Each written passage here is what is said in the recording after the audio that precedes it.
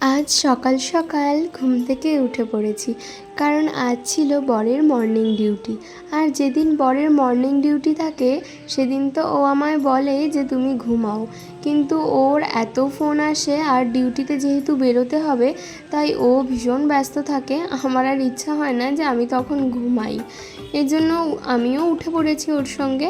আর আজকেই এখন ও ডিউটি বেরোবে, তারপর আমি টুকটাক ঘরের কিছু কাজবাজ করে তারপর একটু বাজার করতে যাব। তোমরা যারা আমার ডেইলি ব্লগ দেখো তোমরা তো অনেকেই জানো যে আমার এই ছোট্ট সংসারের ছোটোখাটো বাজার, ছোটোখাটো জিনিসপত্র এগুলো আমিই নিয়ে আসি।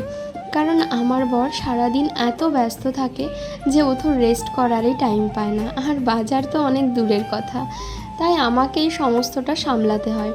এটা আমি নিজেই ওর থেকে দায়িত্বটা চেয়ে নিয়েছি, কারণ ও এত ব্যস্ত থাকে যে ও যেহেতু রেস্ট নেওয়ার টাইম পায় না, আর বাজারটা ওর এক্সট্রা একটা চাপ হয়ে পড়ে, এক্সট্রা একটা হেডেক হয়ে যায় ওর জন্য। তাই আমি বললাম যে তাহলে আমরা দুজনেই শেয়ার করে কাজ করি, যেমন বাজারটা আমি সামলাই আর আদার্স কিছু তুমি সামলে নিও। তো এরকম একটু দুজন মিলে যদি ভাগ করে নেওয়া যায় সংসারের ছোটোখাটো দায়িত্বগুলো, তাহলে যেন মনে হয় জীবনটা অনেকটা সহজ।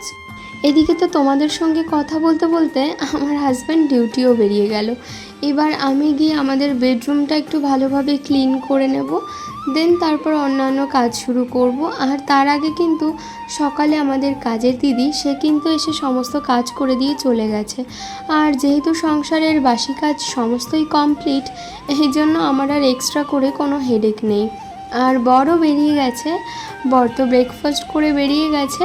আর এবার আমি আমাদের বেডরুমটা একটু ক্লিন করে নেব, দেন আমিও ফ্রেশ হয়ে একটু ব্রেকফাস্ট করে নেব, তারপর আজ একটু বাজার যাব।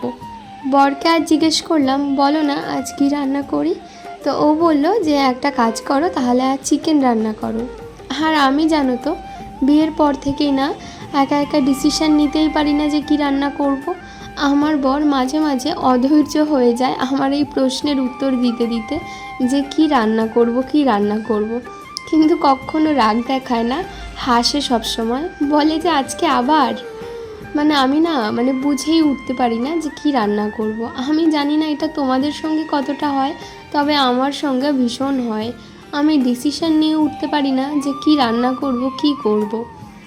এদিকে ভাবলাম যে আগে আমি ঘরটা ভালোভাবে গুছিয়ে নিয়ে তারপরে আমি ফ্রেশ হয়ে ব্রেকফাস্ট করেই বাজার চলে যাব। আর এখন যেহেতু মাসের শুরু, আজ ভেবেছি বাজার গিয়ে বেশ কিছুটা পরিমাণ সবজি, মাছ, চিকেন এগুলো নিয়ে আসবো। কারণ ঘরে যদি সবজি, মাছ, চিকেন এগুলো যদি থাকে তাহলে রান্নার চাপটা অনেকটা কম হয় আর ভালোভাবে রান্নাটাও করা যায়। এদিকে তোমাদের সঙ্গে কথা বলতে বলতে মশারি গোছানো হয়ে গেছে। আসলে কি বলো তো, আমাদের ব্যালকনির পাশেই আমাদের যে আর কি ফ্ল্যাটের আমাদের যে বেডরুম তার পাশে একটা পুকুর রয়েছে। এবার যেহেতু জলাশয়, বুঝতেই পারো যে কতটা মশা হয়। গুড নাইট বা অল আউট দিলেও মশা কিন্তু কোনো অংশে কম হয় না, এই জন্য বেশিরভাগ দিনই আমরা মশারিটা নিয়েই ঘুমানোর চেষ্টা করি। আর এই যে আমার যে ছোট্ট ঘরটা দেখছো না, আমার ঘরে কিন্তু খুব বেশি জিনিস নেই। যেটুকু একটা সংসারের প্রয়োজন হয় ঠিক ততটুকুই, হয়তো অনেকের কাছে এটুকুই সামান্য, কিন্তু আমার কাছে এটুকুই অনেক, এটুকুই আমার কাছে স্বর্গ। দিন শেষে আমি যখন আমার ঘরে এসে একটু বসি, একটু ঘুমাই, একটু রেস্ট নিই, সেটা আমার কাছে সব থেকে বড় প্রাপ্তি। এদিকে তোমাদের সঙ্গে কথা বলতে বলতে আমি এখন ব্রেকফাস্ট নিয়েও চলে এসেছি। এখন একটু ব্রেকফাস্ট করে নেব, তারপরেই দেখলাম ভীষণ ঝড় বৃষ্টি শুরু হলো। তারপরে ঝড় বৃষ্টি কমে গেল, অনেকটা সময় কেটে গেল। এর মধ্যে আমি ঘরের আরও টুকটাক কিছু কাজ, যেমন পুজো দেওয়া, আরও টুকটাক কিছু সংসারের কাজ থাকে, বুঝতেই পারছো যারা আমার মতন হাউসওয়াইফ আছো। তো তারপর সে সমস্ত কাজ গুছিয়ে আমি চলে গেলাম বাজারে।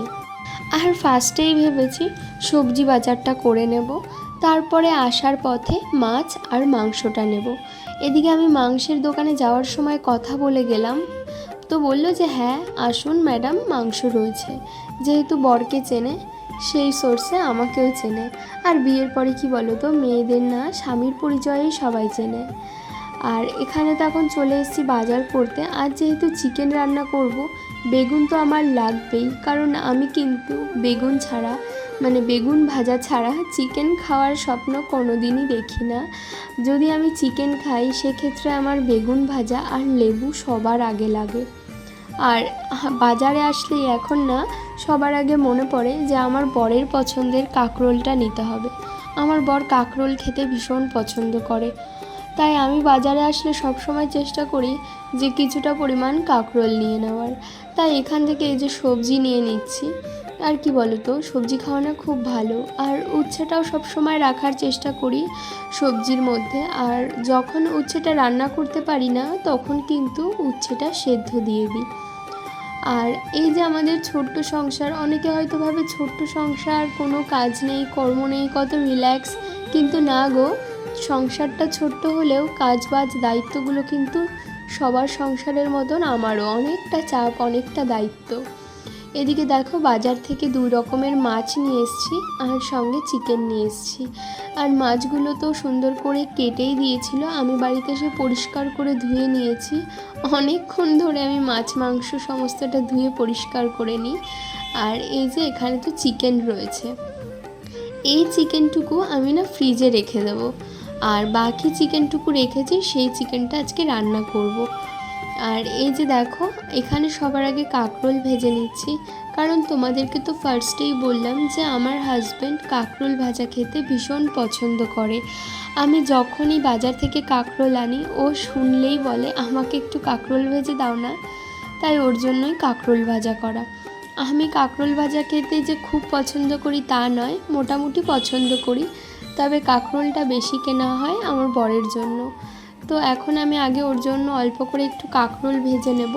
আর আজ যেহেতু বেগুন ভাজা করব, চিকেন করব, তাই কাঁকরোলটা শুধু বরের মতনই অল্প করেই ভাজা করছি, যেন বরের খাওয়া হয়ে যায়। আবার কি বলো তো, অনেক সময় এমন হয় আমার বর চিকেন পেলে আর কিছুই খেতে চায় না, কিন্তু যেহেতু কাঁকরোল ও আশা করি খাবে।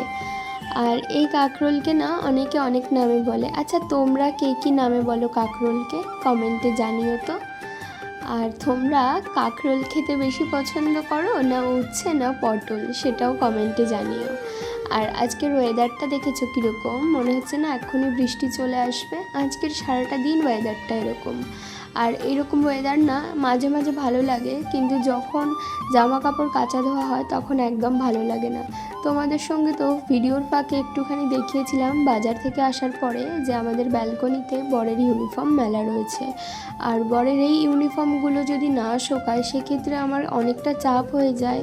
এই ঘর ও ঘর করে ইউনিফর্মগুলো ফ্যান চালিয়ে শোকাতে হয়, কারণ ইউনিফর্মগুলো যেহেতু অনেকটা মোটা হয় তো এর জন্য না সহজে শুকাতে চায় না, অনেকটা উল্টিয়ে পাল্টিয়ে দিলে তারপরে শুকায়। আর বাজার থেকে দেখে শুনে এত ফ্রেশ বেগুন নিয়ে এসেছি, আর বেগুনের এখন এত দাম, তার মধ্যে বেগুনে দেখি আবার সাইডে একটুখানি পোকা, তো সেটা বাদ দিয়ে এখন ভালোভাবে বেগুনটা ভেজে নিলাম। আর তোমাদেরকে ফার্স্টেই বললাম যে চিকেন ওটুকু ফ্রিজে রেখে দেবো আর এটুকুই রান্না করব। তাই দেখো আগে বেশ কিছুটা পরিমাণ তেল ছিল বেগুন ভাজার পরে, তো সেই তেলটার মধ্যেই এখন আমি আলুটা ভেজে নিচ্ছি। আর আজকে চিকেনে আলুর পরিমাণ তুলনামূলক একটু বেশি দিয়েছি। তো তারপর দেখো এখন চিকেনটা দিয়ে দিয়েছি। আসলে আজকে চিকেন কিনতে গেছিলাম, আজকে না ঠিক বুদ্ধি করে চিকেনটা কিনতে পারিনি, পরিমাণের তুলনায় অনেকটা বেশি হয়ে গেছে। আর তাই জন্যই আমি ওই আগের চিকেনটা ফ্রিজে রেখে এখন এই চিকেনটা রান্না করে নিলাম। আর তারপরে তো তোমাদের সঙ্গে আর কোনো ভিডিওই শেয়ার করা হয়নি, মানে কোনো ক্লিপ নেওয়া হয়নি যে সেই ব্লগটা অ্যাড করে দেবো বা সেই ক্লিপটা ব্লগে অ্যাড করে দেবো। আর বিকেলের দিকটাতে আবারও তোমাদের সঙ্গে একটু ওয়েদারটা শেয়ার করলাম। ওয়েদারটা কীরকম লাগছে অবশ্যই কিন্তু তোমরা কমেন্ট করে জানিও। তোমরা যারা নিত্যদিন আমার ব্লগ দেখো অ্যান্ড তোমরা যারা অনেক সুন্দর সুন্দর কমেন্ট করো, আমার ভীষণ ভালো লাগে তোমাদের কমেন্টগুলো পড়তে। আর বিশেষ করে তোমরা যারা পজিটিভ কমেন্টস করো, আমার ভীষণ ভালো লাগে তোমাদের কমেন্টসগুলো পড়তে। আমি এই ইউটিউবে আসার পর এমন অনেক ভালো দাদা বন্ধু পেয়েছি যারা অনেক সুন্দর কমেন্ট করে, আমার মনের কথা বোঝে। তাদের মধ্যে একজন বিশেষ মানুষ হচ্ছে, তার নাম নূর ভাই। তো আমি আগের দিন একটা ব্লগ দিয়েছিলাম, সেই ব্লগ দেখে ভাই আমার মনের কথা বুঝে আমাকে লাইভে জানিয়েছে। আমি এত খুশি হয়েছি, সত্যি বলতে অপরিচিত কারোর থেকে এরকম আন্তরিকতা পাওয়াটাও ভীষণ ভাগ্যের ব্যাপার। চলো, এদিকে তো তোমাদের সঙ্গে গল্প করতে করতে আমি তোমাদের সঙ্গে শেয়ারই করিনি আজ আমাদের ডিনারে কি হবে। সন্ধ্যের দিকে দুজনে একটু মুড়ি চানাচুর খেয়েছিলাম, আর রাতের বেলাতে বরকে বললাম আজ একটু চাউমিন বানাই। বলল বেশ বানাও। তাই ভালো করে দুটো ডিম আগে ভেজে নিয়ে তারপরে গাজর আলু একটু ভেজে নিচ্ছি। আর যেহেতু ঘরোয়াভাবে চাউমিন, গাজর আর আলু তো মাস্ট। এদিকে চাউমিনটাও সেদ্ধ করে নিয়ে এখন একটু ঠান্ডা জলে ধুয়ে নিচ্ছি। তারপর বেশ পরিমাণের থেকে বেশি একটু ঝাল দিয়েছি, কারণ আমরা দুজনেই লঙ্কা খেতে খুব পছন্দ করি।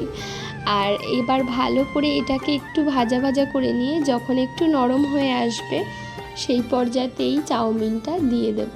আর এই পর্যায়েতেই চাউমিনটা দিয়ে দেওয়ার পর চাউমিক্সের যে মশলাটা রয়েছে সেই মশলাটা উপর দিয়ে দিলাম। এটা না অনেকটা হলুদ চাউমিন টাইপের হয়, ঠিক যেরকমটা আমরা স্কুলে ছোটোবেলায় টিফিনে নিয়ে যেতাম। তো আজকে রাতের ডিনারে এই চাউমিনটাই আমরা ডিনার করব। তোমাদের চাউমিন খেতে কেমন লাগে তোমরা কিন্তু অবশ্যই কমেন্টে জানিও। সাথে দিয়ে দিলাম একটু ব্ল্যাক পেপার আর একটু গরম মশলা। আর তোমাদের চাউমিন খেতে কেমন লাগে তোমরা কিন্তু অবশ্যই কমেন্টে জানিও। আমার কিন্তু চাউমিন খুব প্রিয়। আর এখন আমি যেহেতু চাউমিন ভালো খাই, মাঝে মধ্যেই বানাই, তাই এখন আমার বড় চাউমিন অনেক পছন্দ করে। তো বন্ধুরা, তোমাদের আজকের এই ছোট্ট ব্লগটা দেখতে কেমন লাগলো তোমরা অবশ্যই কমেন্টে জানিও। আর যারা যারা নতুন দেখছো আমার আজকের ব্লগটা, তোমরা প্লিজ চ্যানেলটা সাবস্ক্রাইব করে আমার পাশে থেকো। তারপর দেখো, রাতের বেলাতে তো ডিনার করেই নিলাম, তারপর হঠাৎ করে দেখি বাইরে খুব চেঁচামেচি। বাইরে গিয়ে দেখি আমাদের ফ্ল্যাটের পাশের যে রাস্তাটা রয়েছে সেই রাস্তায় কোথা থেকে একটা ঘোড়া চলে এসছে। তখন বাজে রাত 10:30 পৌনে 11টা মতন। তারপর দেখলাম আশেপাশের সবাই দেখতে চলে এসছে, আমিও একটু ব্যালকনিতে চলে গেলাম ঘোড়াটা দেখতে। আর ঘোড়াটা দেখে তো আমিও ভীষণ হাসলাম।